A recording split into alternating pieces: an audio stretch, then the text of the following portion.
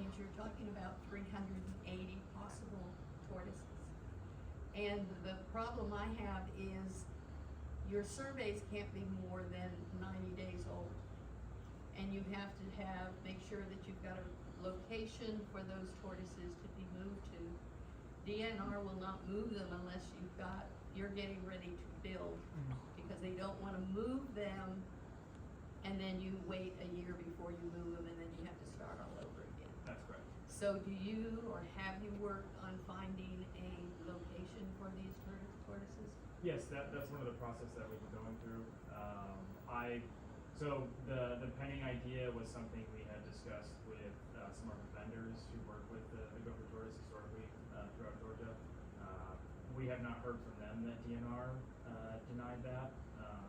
So if you can pass on the information. I was going to say DNR hasn't heard from you. When I talked to DNR, the person who does the permits has not heard from you. The biologist didn't know you existed. The conservation officer did not know you existed.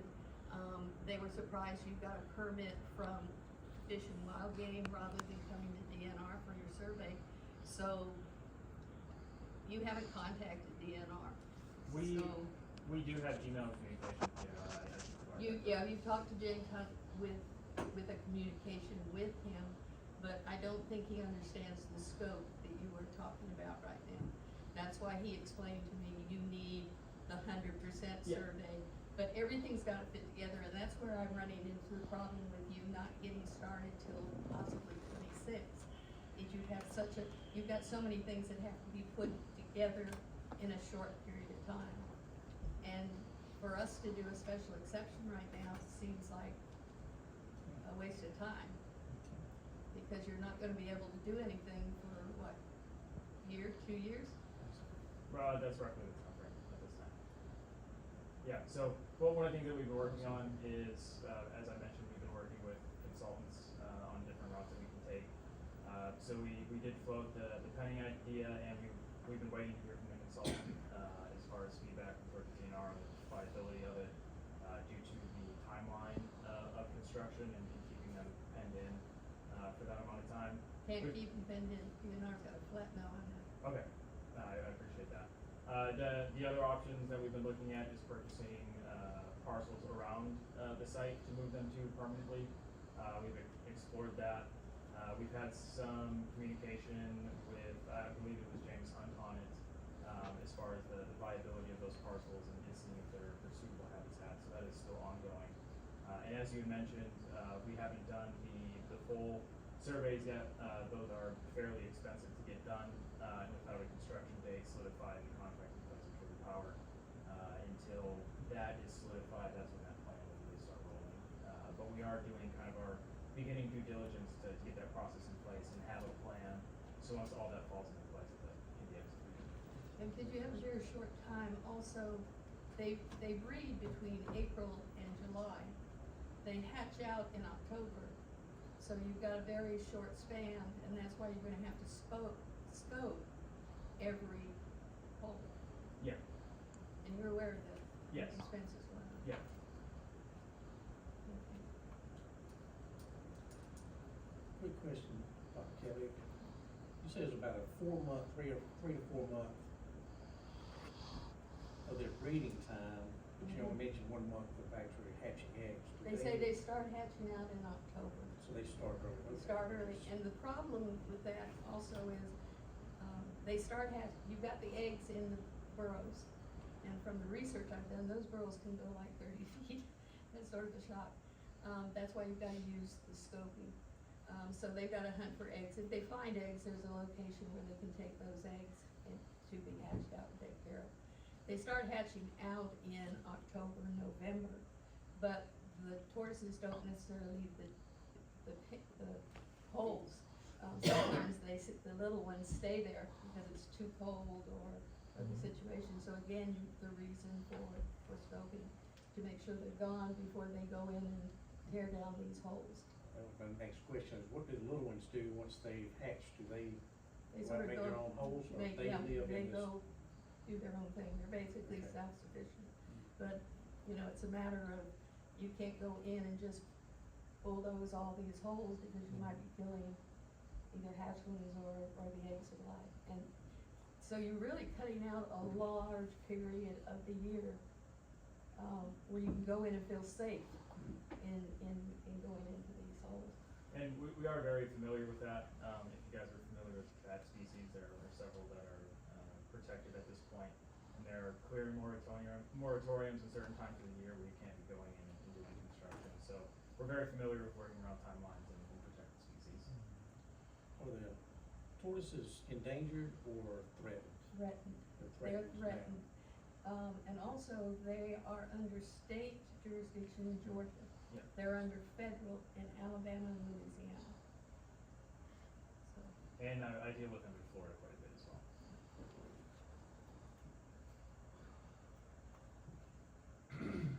Any other questions before we do the general overview? so, go ahead. Go ahead. So you are, I don't know how to put this. So you understand where I'm coming from is I need to know that the tortoises have been taken care of, handled Of course. before you put truck one on that property. Of course, yeah. And the concurrence from U.S. Fish and Wildlife is not finalized. That's not our go-ahead permit. We understand that we need to work with DNR and then take that to U.S. Fish and Wildlife. And the before we person start. you did the survey with, they are very well familiar with DNR. Mhm. DNR is very familiar with them, so they already have a good working relationship. Yeah. Do you have one more? So looking back on some of the older applications for the special exception, they only say a facility capable of supplying up to 160 megawatts of power. In your narrative over here, you have 160 watt or megawatt with a battery energy storage system. What is that? So to simplify it, it's like the battery in your phone, but essentially on a much larger scale. So essentially the solar production can either go straight to the grid or charge those batteries, and then let's say it is evening time in the middle of summer and the solar's not producing because the sun's going down. We can kick on the batteries and use that to produce instead of the PV to keep the maximum output. Now, Jake, was the original special exception approved with that? So I didn't go all the way back to the original and verify, but I know the last continuation, that verbiage was in there with, the on-site battery storage. I didn't see that when I was looking back. Can I ask you one more question? Yes, go ahead. During my study of Kruger and Ecoplex, their background is in electrical vehicles and electrical vehicle charging stations. Kruger? Kruger and, I understand Exoplexus has done some in that area also. So is there any chance that that would become a factory instead of a solar panel? Ecoplexus to date has never done anything with electric vehicles. We've only done utility scale or small scale solar projects in the United States. So But Kruger owns the land, so if you can't get a electric permit, then Kruger would be the one that would need to come to us for a special exception. Would that be right, if they changed their plan? So the question at hand is, this continuation of this special exception. So any other activity out there would trigger either a rezoning or another type of special exception. Now, They would have to come and start over again. topography of the land, is not, based on my experience, is not conducive for any type of factory. I mean, you would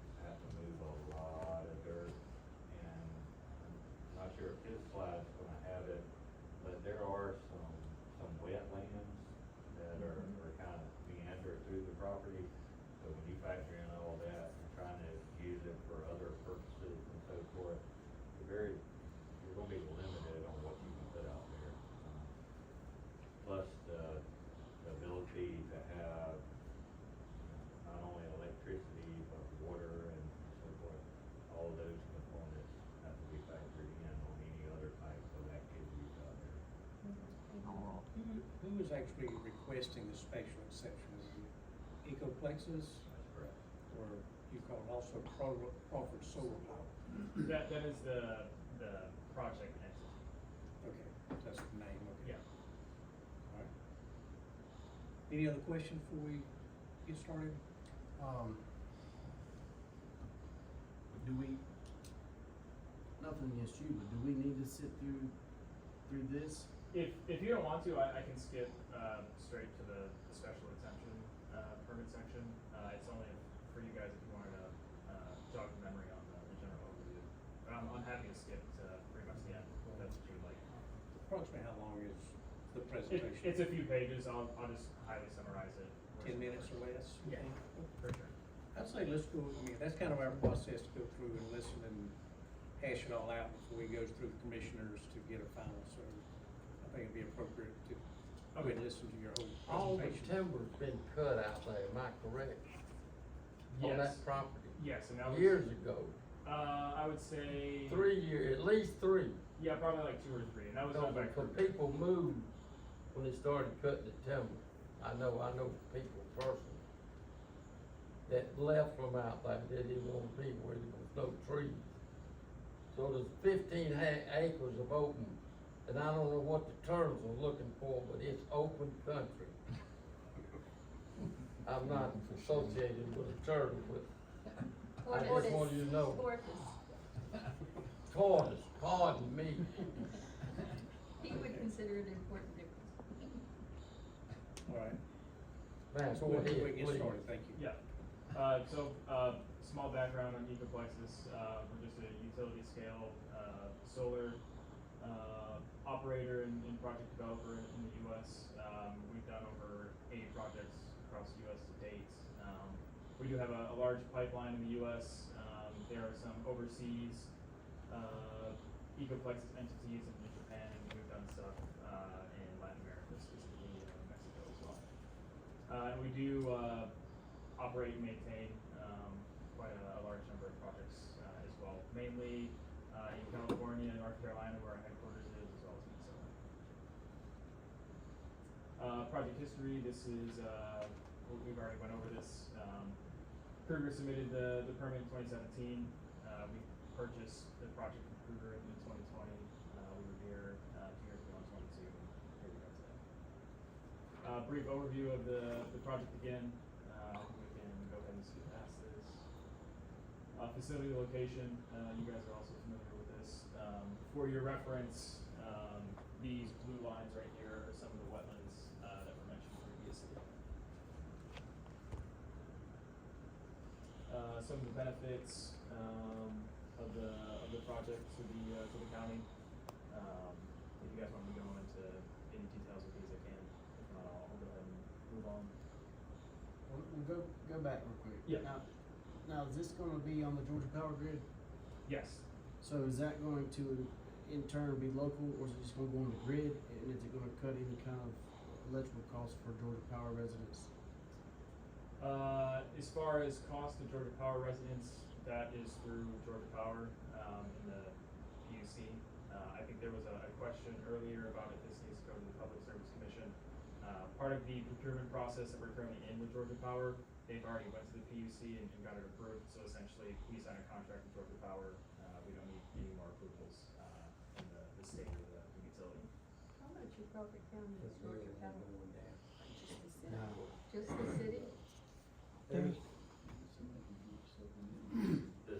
city, a little bit of the industrial park, A little bit south. down Hortman Mill Road, Horn Road, some of Fairplay Hill Road, and I'm sorry, what was her question? Georgia Power's How much territory. of Crawford County is Georgia Power? Like I said, If just all the the city, but I happen to electricity- live in the city, so it's my electricity that I have to pay more for, Yeah. so. But it's not a big area per numbers, right, Jake? Not really, there's, Small. six electrical providers in Crawford County. Yeah. Yeah, so part of the agreement with Georgia Power is, once it goes onto their system, they decide where it goes and what to do with it. It's their system, they operate it, we don't have any say in that. So we could be putting up a system that doesn't benefit the county. It absolutely won't benefit us, they put it on a grid and it rolls off. Just Yeah, like, just, it depends on where they need to shift power at that time. They operate the grid, we don't have any.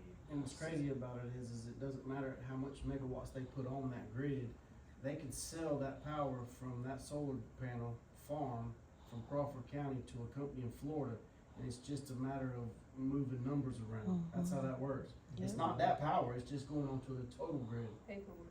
yep. Any more on this? The way I put it, it's kinda like pouring water in a swimming pool, you're not gonna get the same cup of water back out, you're gonna get a cup of water. It's, once it hits the grid, it's all mixed in, it's electricity. Yeah, So you just measure how much you put on it, and you measure how much you take off, yeah. and they figure a loss. In general, from my understanding of how the grids work, is it will stay somewhat locally, because it is expensive for Georgia Power to wheel it all the way to Florida. If they have, like a natural gas plant or something on the border of Georgia and Florida, it's much more efficient for them to produce the power and send it that way than something from North Georgia all the way down to Florida. So more than likely, this would serve kind of more like the Macon Road, the general central, maybe like southern Atlanta area, if I had to guess at it. For example, Southern Rivers Energy doesn't produce very much of their own energy. They buy a vast majority of it from Georgia Power and other people. Yeah. They just mark it up, resell, that's how they pay their bills and pay for their overhead and utilities and Yeah, I know. expenses. All the utilities around, like Oglethorpe, like FDL, places in Florida, even some of it gets switched between Alabama Power and Georgia Power. They have a bunch of agreements to get power between each other. So one of my main questions is, what seems to be the holdup in your agreements with Georgia Power, Southern Company, or whoever that is? What's the hangup? Is it negotiating the price they're gonna pay, or is there other issues that are preventing this from being done months ago? Yeah, so I'll walk you through the process. Georgia Power has kind of a timely, procurement process, so it's called an RFP, or request for proposal. So essentially, anyone with a project in the Georgia Power territory can bid into that, and then Georgia Power says, I want you, I don't want you. And that's pretty much the process. So as you know, COVID happened in 2020. We bid into that process originally. Every project that was bid originally into that, when COVID happened, supply chains went whack. All those projects were either built and went completely underwater, or they canceled their agreements with Georgia Power. Back in 2022, we also bid into that proposal again.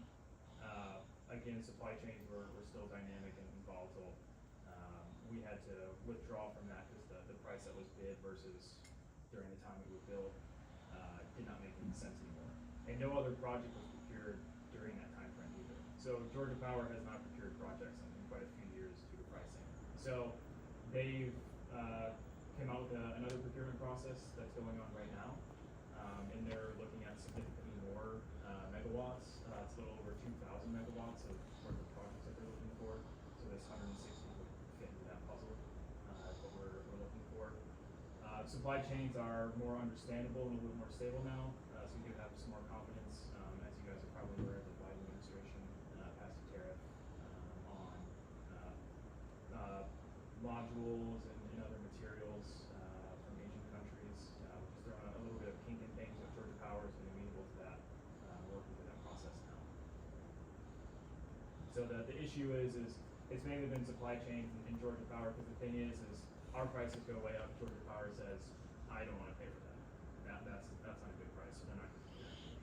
How much is the battery storage on site going to help, maybe with that proposal, or to meet their preferences on your project instead of somebody else's? Georgia Power is actually very excited about storage. It's something that they've been looking into. It helps with their system, both on stability as well as kind of load profiles and how they can manage the grid. So a project with storage is going to be looked at more favorably than a project with just solar on it. Because you look at a solar profile, essentially just producing max during the day. But if you add a battery to it, you can still produce at night, or the evening, or the early morning when the solar isn't producing as much as it would during the day. So the correct word is, I think you said you can't produce electricity, but you can supply electricity. Exactly, yes, Okay. precisely. Yeah, it's essentially just a giant battery. What percentage of your project would you say was American made? I don't have that off the top of my head. There are certain percentages that we need to meet as far as materials to be classified as fully American. Our preference is to do everything in the U.S. There are issues with potentially the modules, and those would be not. We don't ever buy any like Chinese modules or anything like that. There's plenty of American-made modules. First Solar is a company. First Solar is actually the one who did the Twix County projects on there. So the goal is to do everything here in the U.S. for the materials, like all the steel, aluminum, panels, everything that would go in. And we also prefer to use contractors and trades people locally to the county for the project as well.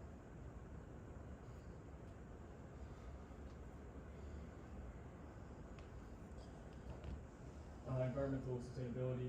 I don't think I need to go into this too much, unless you guys would like to have any questions on this. Isn't one of the reasons you're having problems with the tortoises is because of the pesticides?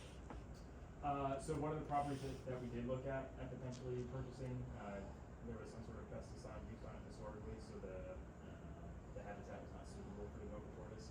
It would take extensive cost to bring it up to sustainable habitat, and it would also put it down to timeline. It usually takes like 6 to 9 months to get that habitat back. I was gonna say, out of that paper that we got that had like 6 or 7 sites, they were all turned down due to pesticides, so.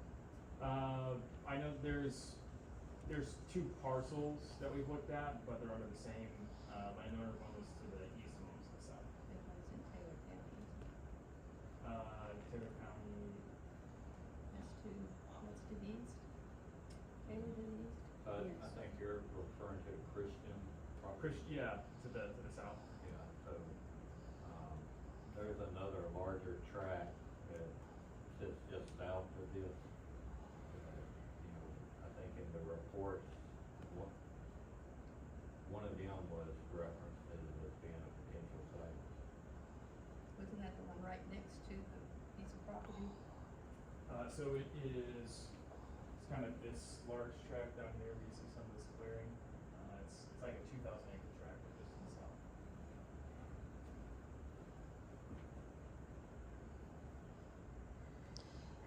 May I ask a question? Yes, go for it.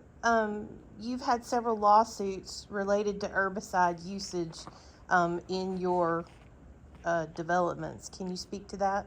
I am not aware of any lawsuits that Ecoplexus had due to herbicides. You can Google it. I just literally Googled it when she said herbicide. So there, and several of them came up. Your firm is very litigious. There are several different lawsuits for several different things against governmental entities. Okay, when I don't, To clarify, you're saying, is that through Ecoplexus? Yes. You can Google Ecoplexus lawsuits and you will get several pages. okay, I'm not familiar with any of those. Once I get to the presentation, I'll go ahead and look it up and I will address that with you. Okay, excellent. Thank you. Address it with them. Yes, as well. Visual impacts, we've touched on at this point. If anyone has any questions on it, happy to answer. And then this is the solar panels themselves, as well as kind of the general timeline for construction. Any questions on that? Did you get a design of how many of them are gonna be fixed panel, how many will be rotating with the sun? Is there a design that makes a difference? The preference is to have them all rotating. They're more efficient. There is some topography in the site, so sometimes it's more cost efficient to have them fixed because they can take higher amount of grade rather than doing earthwork. All right, and this is on the battery energy storage system that you mentioned before. Happy to answer any questions on this as well. As far as battery storage, is that part of the project more involved with how much Georgia Power wants you to be able to store, or is that something you can add and change? It depends on the agreement. So there's 2 different types. There's the power purchase agreement. So essentially, for every megawatt hour that we produce onto the system, Georgia Power will pay us a specified price. and that goes for the PV as well as the storage, so it'll be two separate, kind of payment options. And then the other one would be, design, build, transfer, where essentially we design it, build it, and then we hand it over to Georgia Power and they own and operate it. Tell me about the statement down at the bottom that says local fire and emergency services. Cause our local fire department is all volunteer. Yep, so, one of the things that we'll create is an emergency response plan. We've done this with plenty of counties in the past. We will also supply you guys and the fire department with the necessary equipment, to combat battery fires. I know there's a lot of concerns and safety, out there about them. Technology has, become pretty advanced, down to even like the battery cell. If something, seems off, it can trigger itself offline. There are internal suppression systems as well, but again, to be as safe as possible, we'll have an emergency response plan in place. We can train the local, fire departments, and supply them with any equipment needed as well. The local volunteer fire department. They just got a $500,000 new fire truck this year. I think my question is that our firemen are all volunteer and I don't see this as a very good thing if that thing breaks out on a fire, your volunteer firemen are gonna come in here. I don't see how they're gonna be able to handle that. Yeah, I mean, again, and we'll train them and provide them with the equipment, needed as well. And there's a general kind of emergency response plan. And these, they're pods, as you can tell, there's different designs on how they're set up. But they do have an internal fire suppression, and other, safety measures included with them. That is just another layer of protection, as well, for worst case scenario. So how many people are gonna be working once this is set up? I mean, you're gonna need a watchman to watch out for these potential fires, but how many people will actually work once this is set up? For permanent jobs, Yeah. I'd say for a project of this size, at most maybe 2 to 4, like on site. 2 to 4 on site? Yes. And we also, as part of our operation and maintenance, which I mentioned, we do before, we do have in the headquarters a 24/7 monitoring. So if anything with the site gets triggered offline, we have our O&M team can go out there and do things as well. You don't actually have a person that stays on site or people that stays on site 24/7, correct? Not- It's just all monitored by cameras? So there's cameras, but there's also like internal systems as well that monitor. And there will be, for a project of this size, an operation and maintenance building on site as well. Whether that person is there 24/7, I think that will be part of the O&M contract that would have to do with Georgia Power. Well, so you mentioned that y'all would probably be supplying certain amounts of training and firefighting equipment. Would that equipment be available if they got a call for an electric vehicle on fire on the road? Or is that only for equipment to be used on your site? No, if there's some other reason that the county would need it, we're not gonna be like, hey, wasn't us, not our problem. That's not our approach. So it could be used on other electrical battery type fires if needed. Yeah. Mr. Suggs, if I can,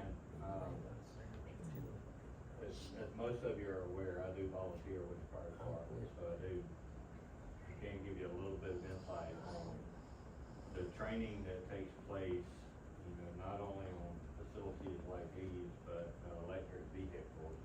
So when you think of the number of electric vehicles that are in the county, you already have an inherent risk that's out there. It's not uncommon for the fire department to get with some of the companies that are in the county that's already operating, Sandpit, Olin, Harriscraft, and do on-site training to where we've become familiar with their site and then the obstacles that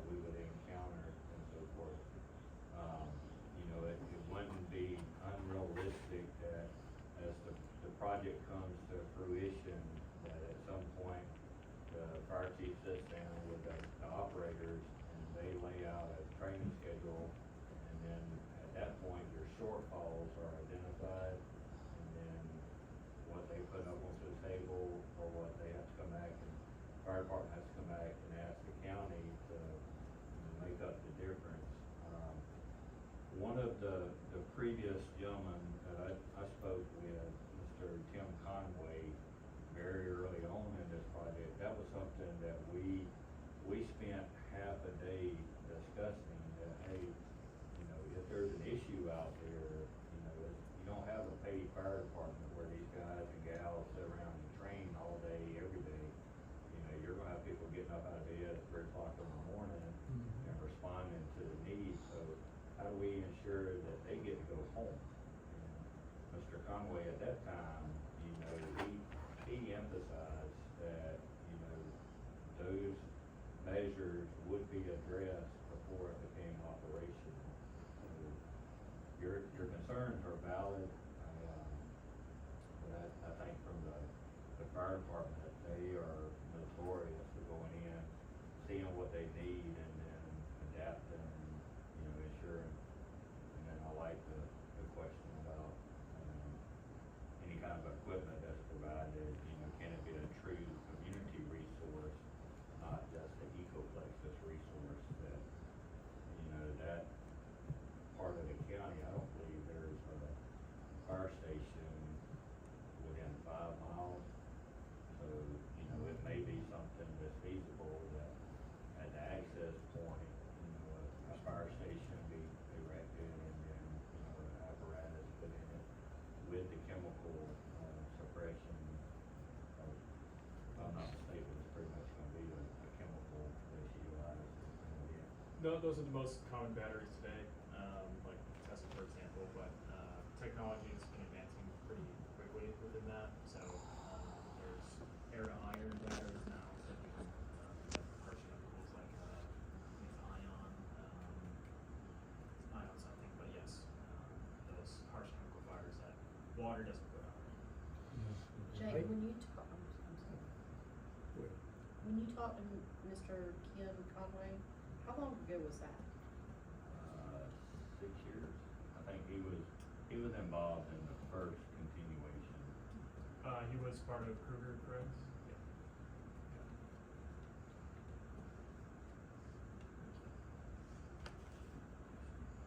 Is we allowed to ask questions? Yeah. Yeah, we're small enough, we're gonna go into.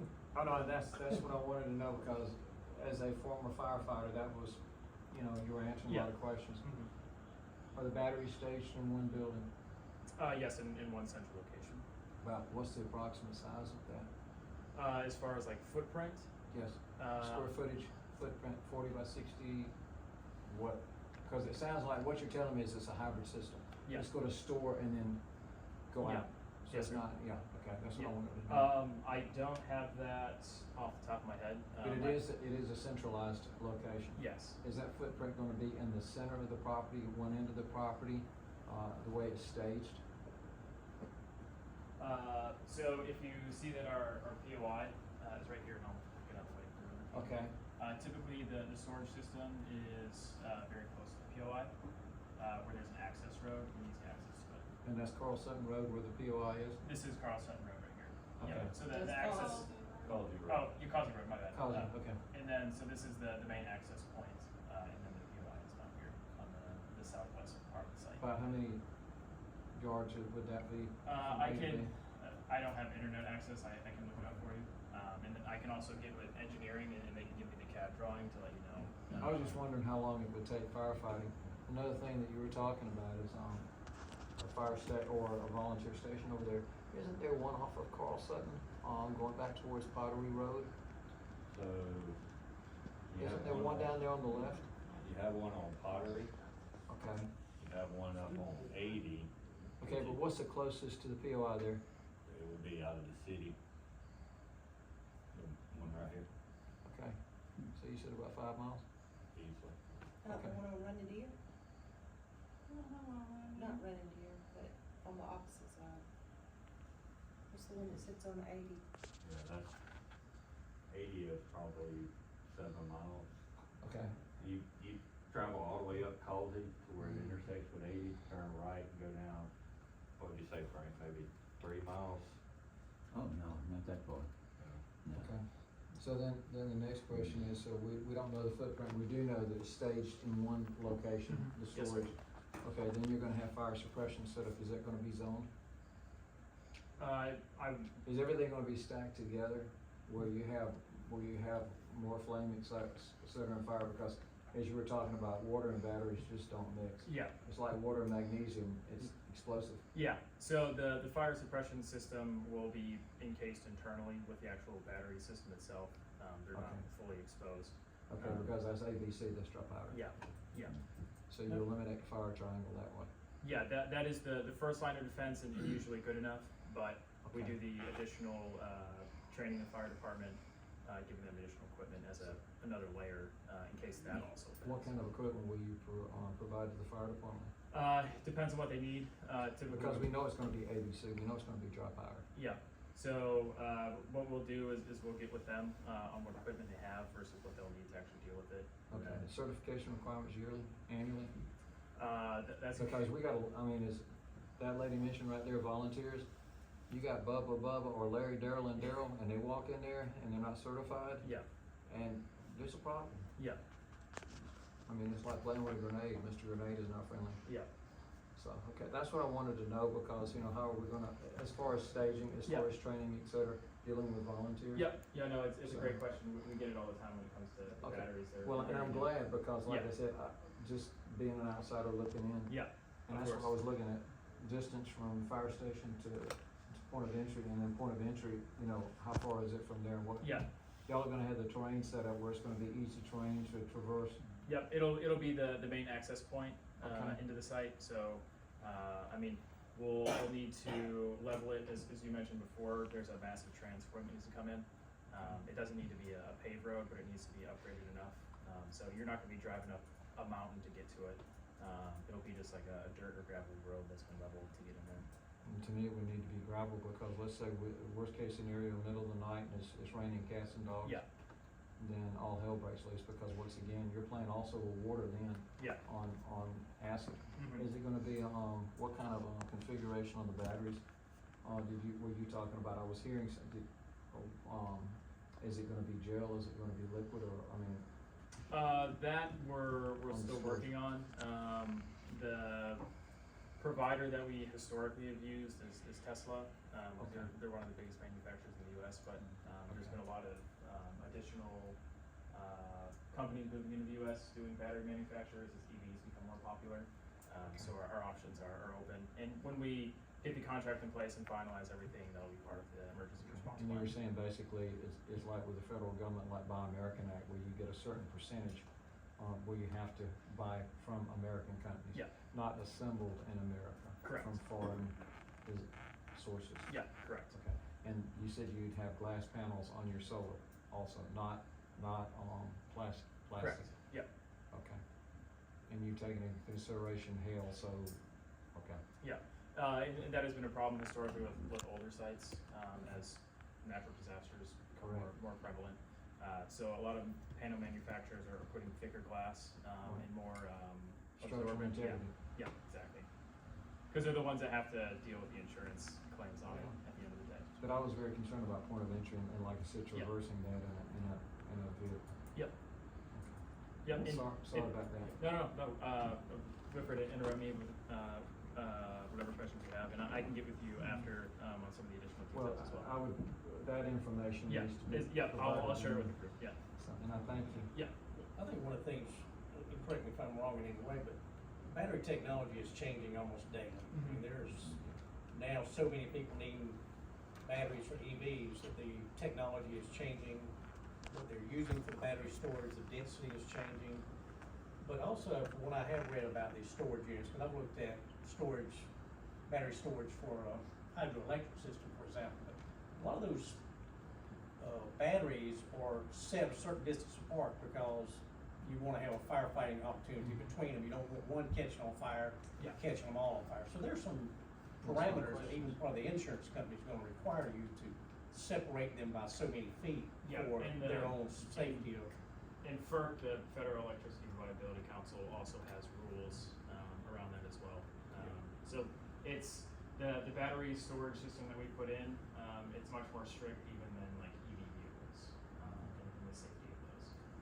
most of the ones I've seen in pictures and articles and things I've read are typically about the size of the smaller 20-foot cargo containers. They're typically about that small, Yeah. not real tall. Yep, and They're fairly dense. And they're they're in racks, and they just sit in there. It's cooled, as well to obviously heat batteries don't go together.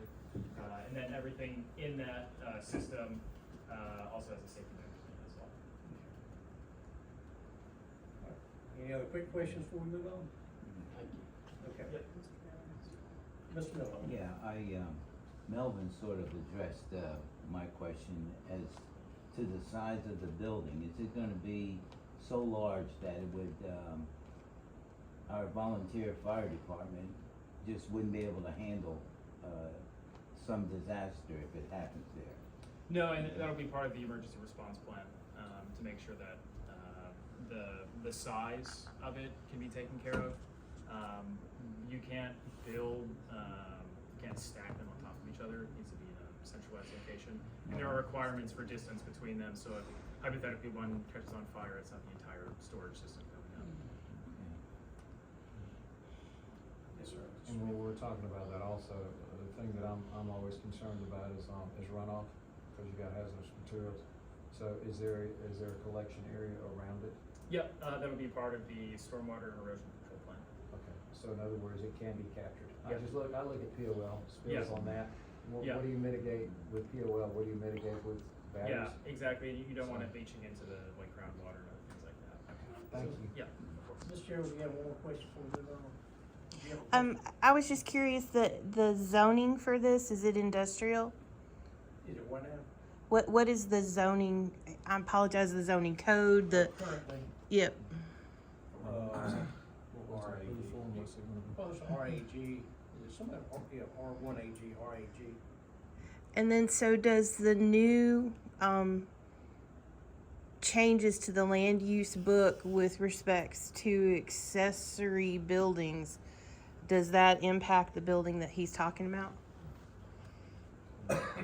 This type of a project doesn't fall in any of the recent discussions.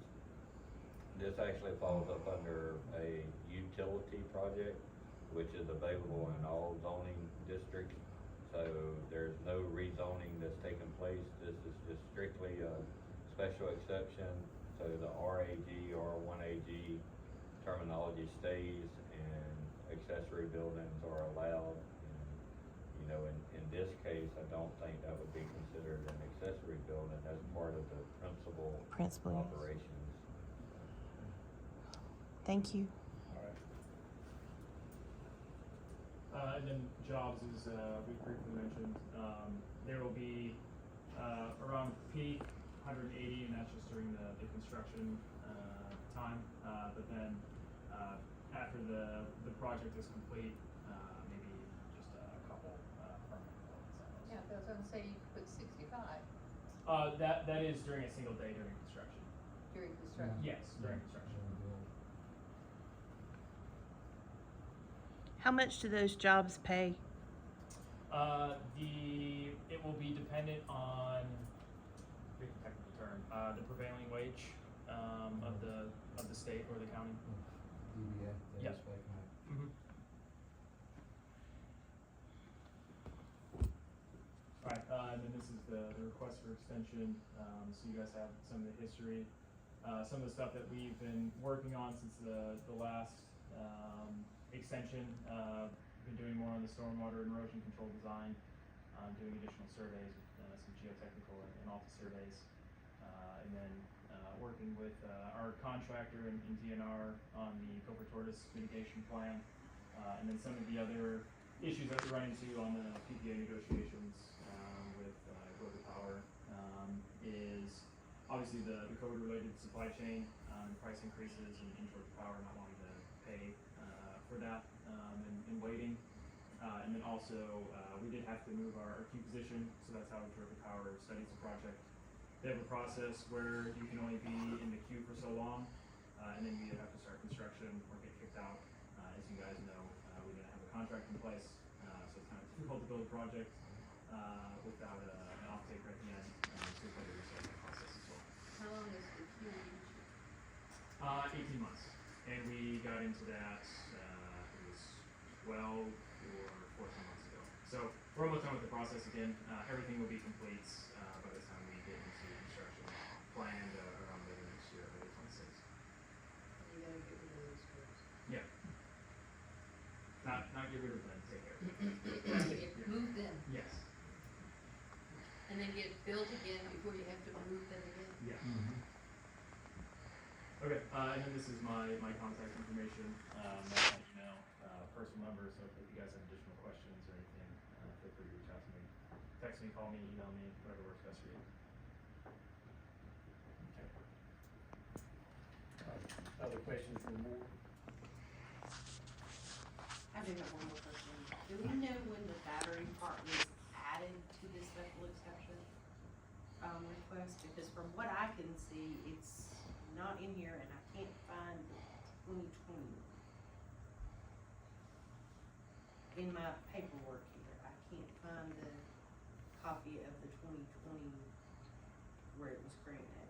So I don't have the original application with me, so that'll be one of those I can get back with you on. I think maybe part of the answer to that question may be that in 5 years from now, what they have in their batteries may be completely replaced with something new.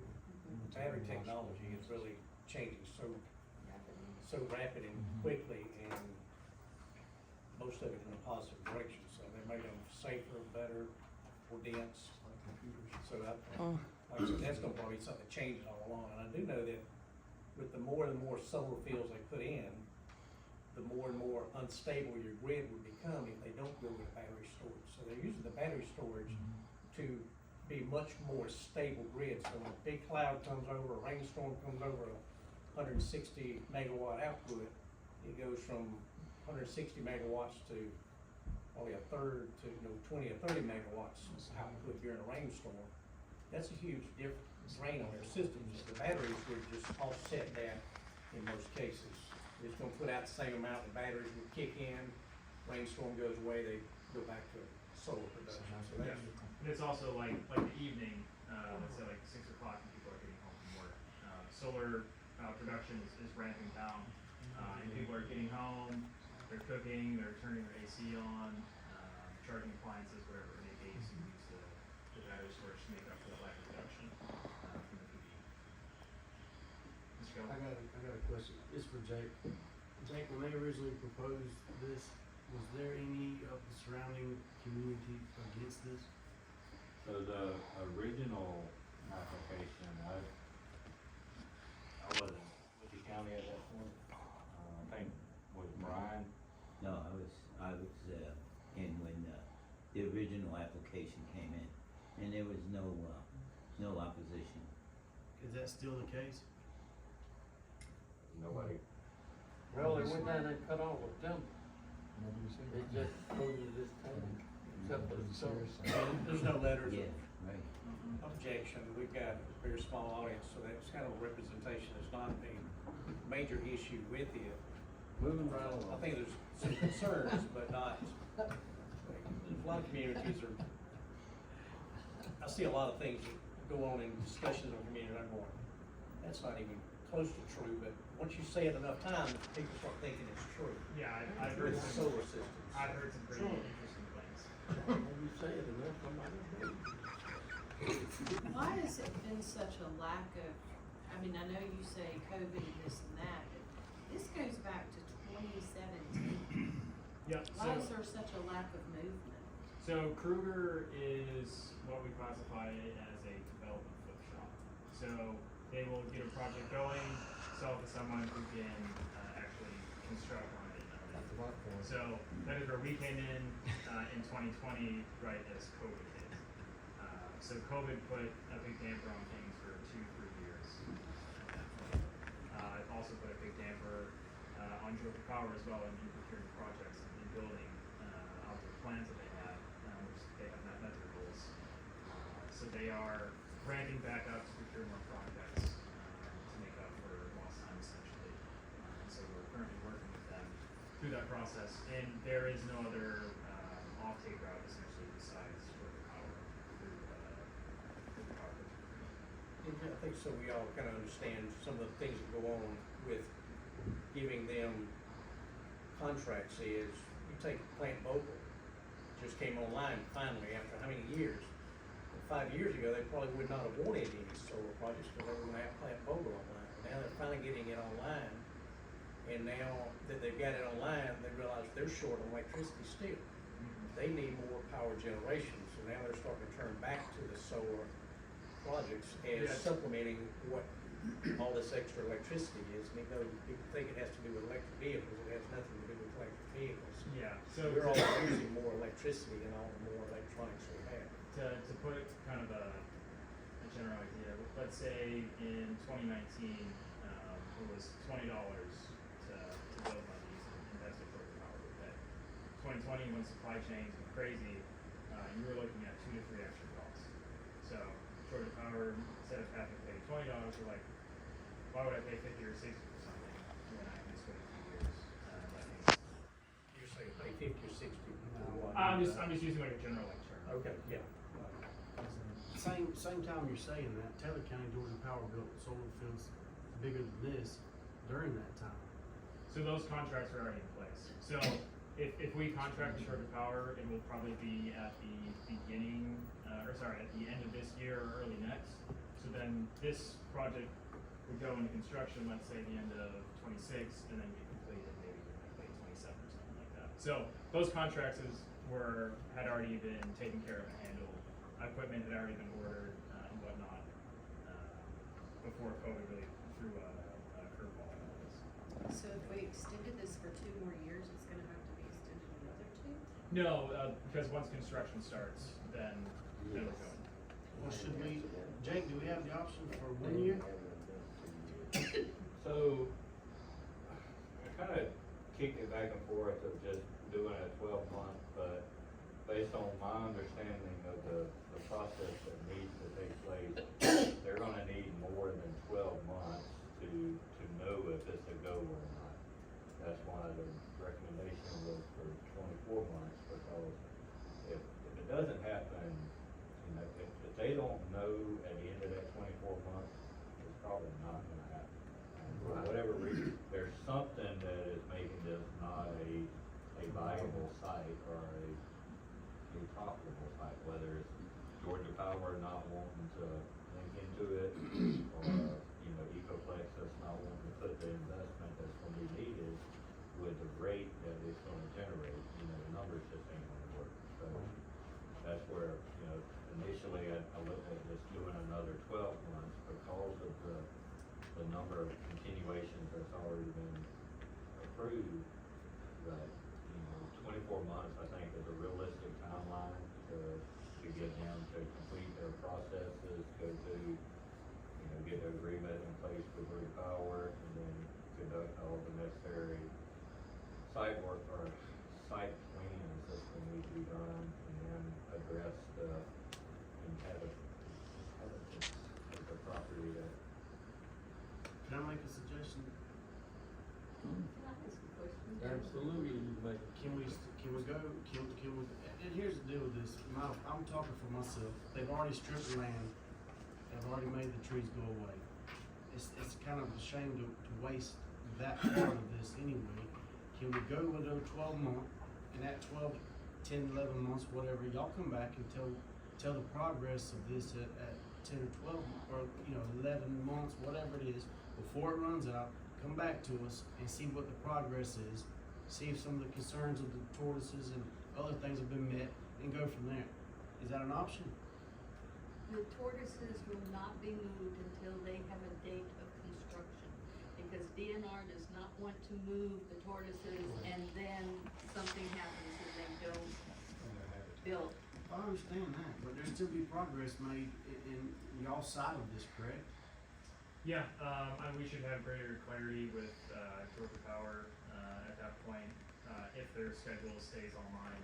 It's already seen delays because of the Biden tariffs. So if it stays on schedule, I think we should have a decent understanding at that time, but again, we won't have everything figured out before. Yeah, because they can't put truck 1 on until the tortoises are done. Let me ask you a question, because that's a good one. Why 12 months versus 24? what's gonna really be the difference, having to come back here in 1 year and discuss this all over again, with nothing really gonna be changing, except we've now got everything in place, we're ready to start, but we can't get the first truck on the job site until the special exception runs out after 1 year.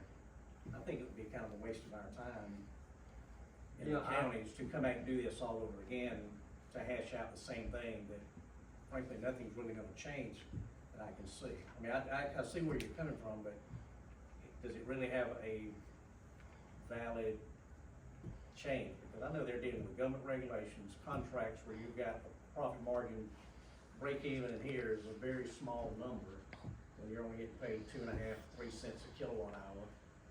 So they're dealing with government agency regulations to properly do a gopher tortoise rehoming situation is gonna be fairly extensive itself. I don't know if I really see the 12-month advantage versus going and make it 24. I understand. I'd like to hear everybody else on If the they board cancel opinion. it, somebody can come in and do anything with the property and come back to us, a special exception, and just go All to it's the good next for state. is what they wanna do and putting in pine trees. It's so sandy. What does the rest of the board think on it? I'm for 24 months. What, on the time frame? Extension.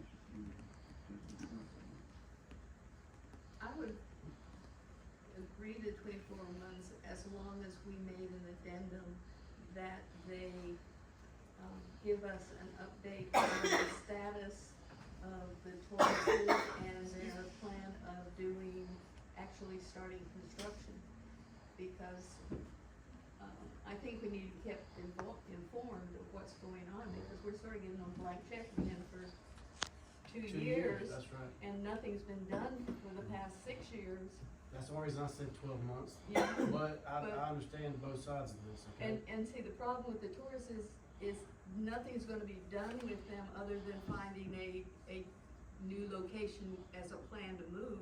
But nothing's gonna be done with them until they say we're gonna start breaking ground. Because DNR's not gonna move those tortoises until they know that construction's gonna begin.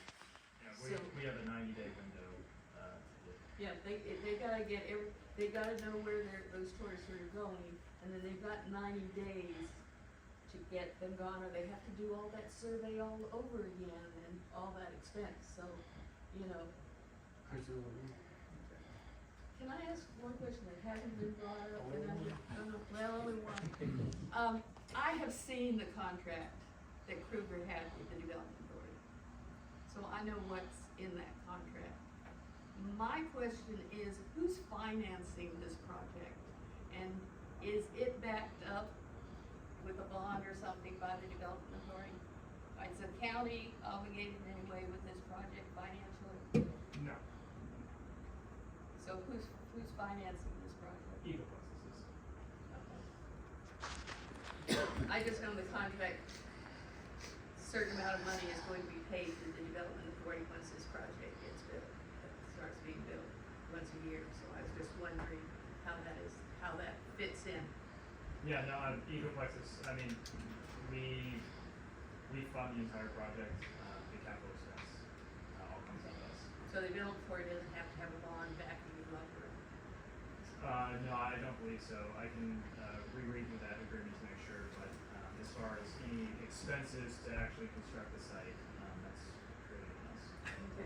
I- One more Go question. ahead, Mr. Douglas. Was you gonna ask a question, or are you trying to move forward? I'm gonna ask a question. Okay, go ahead, you got your hand up. Go ahead. The one big question I have is at the end of life of the project, 35 years, where all these panels are starting to not produce enough electricity for their worthiness, what's kind of the plan then? Is there a plan in there, some way to financially clean all those old panels up, throw them away? Yep. So it's called a decommissioning bond. The state of Georgia is actually pushing to have a mandate that every single project in the state has to have a decommissioning bond. It's something we like to do across our projects, so it's a good question that you brought up. So essentially what that is it is a agreed upon bond that's in place, and we have a third party engineer evaluate it. So let's say 30 years from now, the value of the equipment is $50 million, and it's going to cost $150 to take it all out. So So there would be a bond in place for $100 million to bridge that gap, to take it all out. And that gets reassessed every X amount of years, and that's basically the decommissioning bond. This is my last question. This is Jake and you and the board. If we said no on this tonight, what will that do for you? That would essentially kill the project. So it would kill it in the aspect that y'all would no longer even try to get the contract with Georgia Power. There would be no point. So if we went to Georgia Power and we signed an agreement with them, we have a security deposit that has to be put up, and that's multi-millions of dollars to essentially ensure Georgia Power that the project's going to be built. There is no point in us signing $5 million security in Georgia Power when we know we can't get the project built because we need the special exception in place. But we keep, not we, this is my first time hearing this one, what, 2 years, 2 years, 2 years? How do we know it's not gonna be another 2 years? Why not in a year when you figure it out, you come back and ask for the special exception then? And I think if there's a plan and there's a contract in place, I think everybody on the board would go ahead and push forward with it right then. I'm gonna fight for his side right now. They're gonna be putting a lot of time and money tracking down these permits that they have to fit without even dealing with the tortoises. They've got a lot of permits and hoops they've got to run into, and to do that without the guarantee that they've got a special exception approved, they're not gonna waste time and money doing something like that. It's sort of, Putting the cart back. yeah, It's a 10-step process. yeah. And you can't do anything until all 10 items are checked off, and we're number 5. If you get to number 5 and you can't get it, why do 6, 7, 8, 9, and 10? Because nothing can happen without number 5. That's why So I asked the I think question, what it it's- would do to you. Yeah, it would definitely stop the project in its tracks. Let's get them 2 years. All right, Quick question. quick question, Mr. Miller. Were the tortoises endangered at the time of the timber harvesting? Or was that something overlooked, or? Probably something- overlooked. They've gone from endangered to now they're threatened. Okay. And, by the fact they cleared, they probably killed a lot in the process, but Mhm. they have reestablished themselves, and that's why you have the 90-day window for moving them, because they want to get them moved and get the project going before more tortoises can come into the area, because once they start disturbing the area and getting rid of the vegetation, they're not gonna come back. No. And to Okay. be clear, it was not Ecoplexus who did the clearing. I know, I'm aware of that. Yeah. Okay, the other question's for Mr. Jake. Gerald, you have a question? With the timber harvesting, that should be considered a part of the construction. And once that was done within the 12-month period of the original, application, shouldn't that wipe out all these continuations? Not, so the timber harvest took place before I took employment with the county, but when I inquired about it, I was told that was not, substantial in regards to the project, because timber harvesting could have taken place on any parcel of land, that it wasn't anything specific for the installation of the solar panels. Sure it was. They couldn't do it unless they removed the trees. But I think the point is, anybody can have a timber harvest on their land. I understand that, but the purpose of it was to clear the land for the, solar panels. That's I've what they did, the company before him. I know who They did said, it. hey, we ain't gonna do this, let's take the timber off, put it in our pocket, they said. Well, That's what they did. right, And but that's the purpose of gone it was to past. clear the land for the, solar panels. I don't know about that, they can't ever tell what they'll do. Okay. I think You there's a know- lot of hypotheticals. Yeah. Well, it's just a Which one? question. Yeah. You know, you always start, the, special exception reads that you have to do something within the first 12 months, or it's null and void. I'm saying that the timber harvesting was part of the project, which was completed prior to the 12 months. And I don't understand this continuation stuff. So You know, he should be doing what he has to do, you know, which is, and Kruger, I talked to Tim Conway, and his problem was that he couldn't get, Georgia Power to, agree. And that's why they walked. So let me ask a question, see if I'm understanding what you're saying. Is, you're saying because they did the timber front is step one of the Yeah. project, Yes, why are we even here today? Because that should Exactly. be a continuation of the existing special exception exactly, as they started their construction phase. I mean, that's what you were saying. right. Okay. It Does was just a everybody question. here know what that place was there for to start with? It was owned by Macon Water Authority. That's right, The yeah. sludge What? place. So they could, Sewer cause place. Yeah. That's there's right. sludge out there. And Brenda Carroll single-handedly put them down. She went to the right folks and raised enough hell. Boy, when you got that water stirred up, you asked her husband. And she stopped it.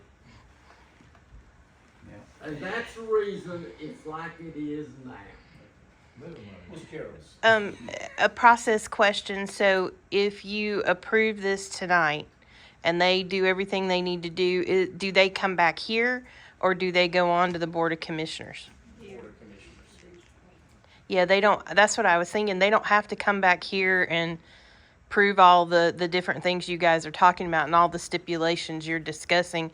It's a check mark and then their next stop is the Board of Commissioners, right? Basically, yes.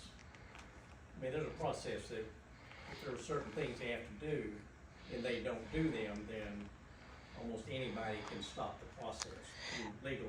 For example, if they put anything on that property right now, with DNR knowing that the tortoises are there, which they are there, we're aware of now, Mm-hmm. they would get a fine that would put them out of business probably for many, many years. I mean, it's a matter of, I'm gonna say you're a reliable company, they're not gonna do anything jeopardize, I mean, they've got $225 million, I think, isn't it, gonna be invested in this project? That's roughly the capital investment. Capital investment.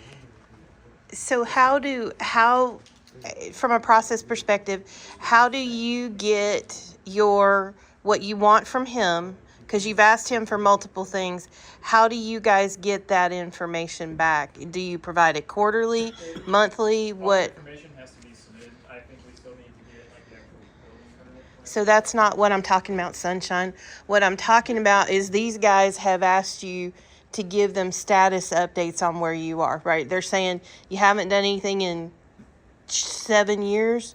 We want to know what you're doing. So they're asking you for basically status updates on multiple different things. The tortoises, the fire plan, there's like 5 or 6 things. So how are you going to update them? And can you mandate in this special exception that he update you on a cadence? Could we make a motion that at the end of the 1 year, they give us an update on the proposals that the status of moving the tortoises, the fire,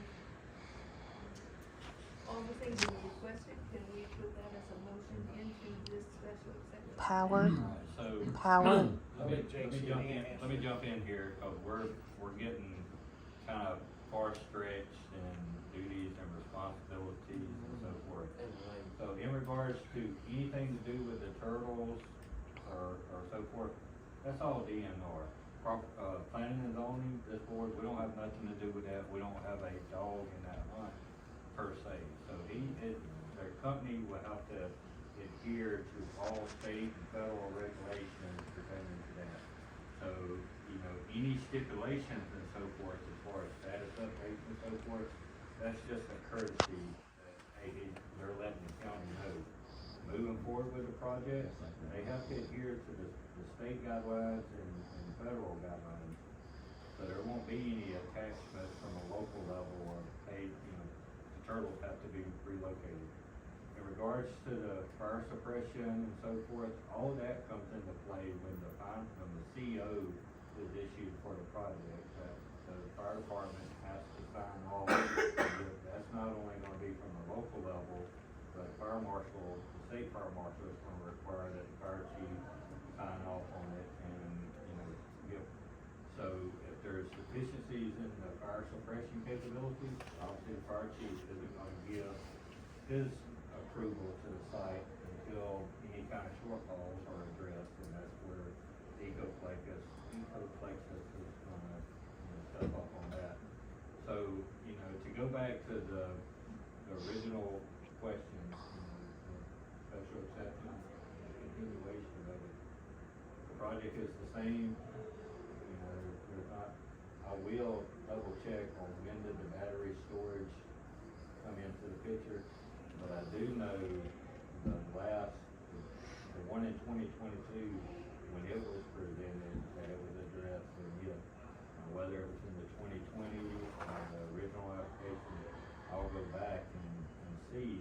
I want to say, just from my hip quoting, the memo of understanding between the entities for the project, it mentions the battery storage because that was a driving factor in the tax abatement in that. So I know it was there, I just don't know if it was ever discussed in the meetings and so forth. Okay, I'll make a motion to call the question. Motion to call the question, and we quit asking questions and. Yeah. All right, That's what I This did. 10-minute talk is turned into hours. And then, okay. We have a motion, do I have a second? Second. I have a motion on the floor and a second to call for the question to end debate, discussions. Any other questions on the motion on the floor? None being, all those in favor of the motion, aye? Aye. Any opposed? None being. I'll make a motion to approve the 24-month special exception. I second it. All right, have a motion on the floor to accept the special exception and a motion. Was there any other question on the board? None being, all those in favor, aye? Aye. Any opposed? None being. Yes. One, you got one? One opposed, I'm sorry. One opposed, Mr. Longo. Okay. Jake, the next meeting will be, this will be presented now to as a recommendation to the board of commissioners. On their August Six. 6th. Okay. Hopefully we've hammered everything out, beat the, I don't wanna use that term, but we've, hopefully hashed out all the questions, asked a lot of it. Hopefully our recommendation will carry some weight and make it a little bit simpler in a commissioners meeting and with the audience, and anybody opposed, they may bring a different view, but best of luck with it, and hopefully get this thing going and bring some jobs to the county and some tax money eventually. Thank you very much, Mr. Clark. Thank you. Thank you. That's my most prized possession. Okay. All right. I have on our agenda old business and none, new business and none. Oh, I got one slight little thing I need to, Okay? y'all ain't, Do it quick now. Don't leave before you get That 10-minute signatures. talk we were gonna have, but I ought to have. so Ms. Carroll, let's get y'all's time to, in a minute, I do wanna kind of update y'all, some activities that's upcoming. Ms. Carroll is gonna be attending the Gaza conference in August. Awesome, that's.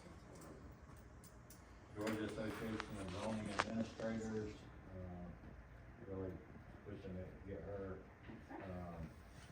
up to speed on that. Staff is also, if you've been keeping up with the commissioners meetings and some of the other, activities, but recently we got involved with reviewing the alcohol ordinance, the alcohol licensing, specifically pertaining to mobile establishments that go around to the festivals and so forth. That's not to condone drinking and driving by any means, but, if you're familiar, operator came in a few months ago and wanted to set up and do wine slushies, and we don't have nothing in our ordinance. Reviewing the process for film permits and so forth, it's not headline news, but we've had several motion pictures, fence here in the county over the last few years, and, you know, it's a very primitive process to go through. So when you have these companies reach out, you know, we should have a clear, precise process that they follow to get their film permits, and how they coordinate with the sheriff's department, or fire department, or water department for any county services. And then, of course, the fee schedule for that. And just purely coincidental, how we process permits for not only solar farms and so forth, but residential solar projects and so forth. So we're starting to see a good bit of those. So there are some recommendations that's coming down to HCCG on how to format this and so forth. But over the next couple of months, we will have some information put before the board, and get some recommendations going to the commissioners. Cell tower ordinance, it's been brought to our attention that a couple of years ago, state legislators went back and kind of put some caps on the fees that local counties were charging for cell towers and so forth. It was not uncommon to see a permit in the $2,000 to $4,000 range for a cell tower, and, you know, based on how many antennas that they have. So there are caps on that, so that ordinance has to be reworked. And Tuesday night, we asked the board to allow us to review permit fee schedules for building permits. Periodically, it's good to take a look at them, just to see where we are in comparison to neighboring counties and so forth, just to make sure that we're still comparable. Word on the street, Crawford County is way, way, way cheaper than all the surrounding counties. But that's basically what's going on in the office. You know, and I know y'all want to stop by and hang out with us. I'd like to answer the phone, possibly answer some of the questions that we get asked on a daily basis, or, you know, some of the chastising that we get. I would love to have you come answer the phone. I'll come answer them for you, I don't know what I'm allowed to tell them, but Put you in the window. I will. I'll handle any of them. I tell them to go before me if it get nasty. I will tell y'all, and I am a very blessed man to see what I get to see constructed in this county, but I am also a very cursed man. There are people that call this office, and when we point out the rules, not our rules, but the rules, we are cussed at, we are fussed at, we are called different names, and I'm gonna tell you, you know, the challenge that this county and other counties are gonna have in the very near future is very similar to George Jones' song, "Who's Gonna Fill Their Shoes?" Because there is no amount of money to pay someone to put up with the level of disrespect. Would you agree? I agree. I would recommend a policy for office staff that if they receive any rude, especially cussing or totally inappropriate phone call, that they're allowed to hang up without retribution. But they need to tell them, I'm about to hang up, and you're gonna need to call back and talk to Jake or We the hang commissioners. up on average probably 2 people a week. I think that's appropriate, And I when it always gets tell out them of have a hand. great day. Before I hang up. That goes a long way, when you're still nice to them and tell them to say hi. And I'm gonna say this, I've probably told my employees, when you start cussing, you need to say, I don't get paid enough, I'm gonna go out in my truck, and I'm gonna call my boss. You're gonna need to talk to somebody else. Can I say something? And that's just the word, yeah. Must be some new people in the county, because the 10 years that I was there, I never had a problem. Mr. Miller, Yes. before you leave, I truly am sorry about your wife. Thank you for that. Same here. Thank you. She was. Okay. Anything else on, we got to copy and paste on a lot of these things, so we don't have to invent all of these ordinances from scratch. Oh, yeah. She did okay. I do need y'all to tell me how many meetings and stuff y'all have attended. That's what, I have y'all taken care of. okay, so. Really? All the things. I mean, the minutes should reflect when we're gonna tell each one. Also, in my 4 hours that I spent on the phone while I was at Universal Studios. Are you talking about those websites? You have a motion to adjourn for your ladies. I make a motion to adjourn. I second it. Third and fourth. Anybody in opposition of motion to adjourn? Stay here all Those night. being, my consensus.